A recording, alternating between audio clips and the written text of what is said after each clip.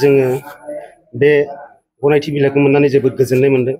दा गिबियावनो जोङो बिटिआर सरकार एबा जोंनि हाग्रा बिफाननि इएम रनजित बसुमतारी सारखौ स्पेसियेलि थेंक्स।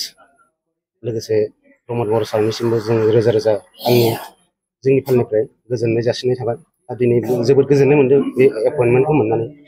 बे डिपार्टमेन्टआव बेसेबां बोसोरनिफ्राय खाथियाव फैदों? जोङो गोबां बोसोर जाबाय। मथा मथि जोङो दिनै 14-15 बोसोरनिफ्राय जोङो केजुवेल वार्कार हिसाबै जों खामानि मावनानै दंमोन हाग्रा बिफानाव।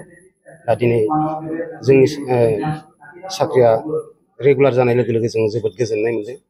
बे साख्रि लानायाव नोंथाङा घुसफोर होनांगौ जादोंमोन नामा? नङा, गैया। जोङो बेफोरबायदि थाइसेबो जों थाखा रावनोबो होनो गोनां जायाखै। जोबोद निका स्वस्थ भाबै जों दिनै बे साख्रिखौ मोनफुंनो हाबाय जोंनि नाजानाय आरो सरकारनि माबायाव।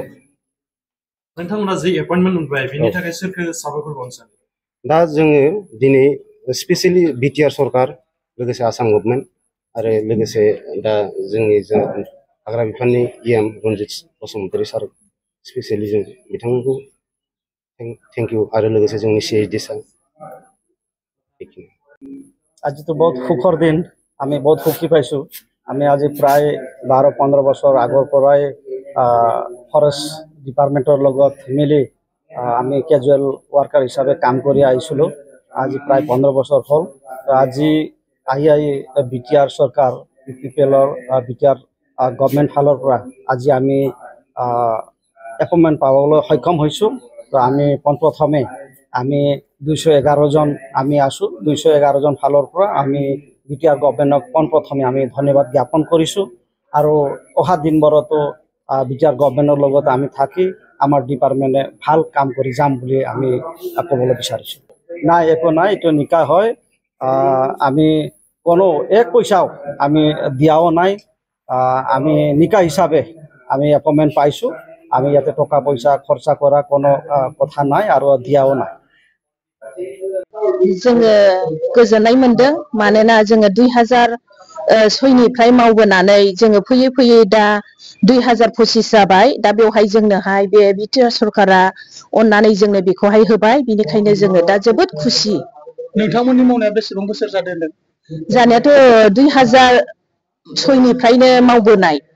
जोङो बिपिएफनि आमोलावहाय जोङो मोनाखै। दा जोङो बिटिआर सरकारनि अननायावहाय जोङो दा बे जोङो जबखौ साख्रिखौ मोननो हाबाय। बिनिखायनो जोङो बे बिटिआर सरकारनि जेसेबांखि CM आरो EM जों बिसोरखौ गोबां जोङो धन्यबाद होयो। जोङो बे खामायखौ जोंनो होनायनि थाखाय। नोंथांमोना बेखौ मोनफुंनानै आरो नोंथांमोना साबैसे सुबुंफोरा दिनैनि बे एपइन्टमेन्टखौ मोननो हादों? बेखौहाय 211 जन। गिबिसिनथारानो हामबाय होयो जोंनि बिटिआर सरकारखौ, जाय 17 बोसोर बिपिएफ दोलोआ बे खामानिखौ जोंनो बानायनानै होनो हायाखैमोन। अब्लाबो दिनै बे बिटिआर सरकारा जोंनो 4 बोसोरनि गेजेरावनो बे खामानिखौ जोंनो अनसुंथाइ होनानै जोंखौ बे खामानिखौ जोङो जाफुंहोनो हाबाय। बेनिखायनो हाजासे आं धन्यबाद होयो बिटिआर सरकार आरो गासै जोंनि मावगिरि बिथांमोनखौ आङो जोबनो गैयै हाजासे हामबाय होयो। आरो दा जोङो बे खामानिया जाफुंनायजों लोगोसे जोंनि न'खरा, गोबां न'खरा गोजोननाय सान्थिखौ मोनगोन आरो जोंनि जिउ खांलांनायाव जोङो जोंनि बर' हारिफ्रा जौगालांगोन होननानै आं आसा मिजिंथियो। बे समाव नोंथांमोना साख्रि मोनफुंबाय, बेसेबांसो सुबुंफोरा मोनफुंनो हादों? 211 जन। नोंथांमोना दिनै बेखौ मोनफुंनायनि उनाव नोंथांमोना माबायदि खामानि मावलांगोन होननानै सानो? आं सानो जोङो बयबो गासिबो जों जेसेबांनाखि दिनै एपइन्टमेन्टखौ मोनगोन, बे गासिबो गाव गावनि डिउटिफोरखौ मोजाङै मावलांगोन आरो जोंनि बे मिथिंगानि गासै बिफां लाइफां आरो गासैखौबो मोजाङै दैदेनलांगोन होननानै आं आसा मिजिंथियो।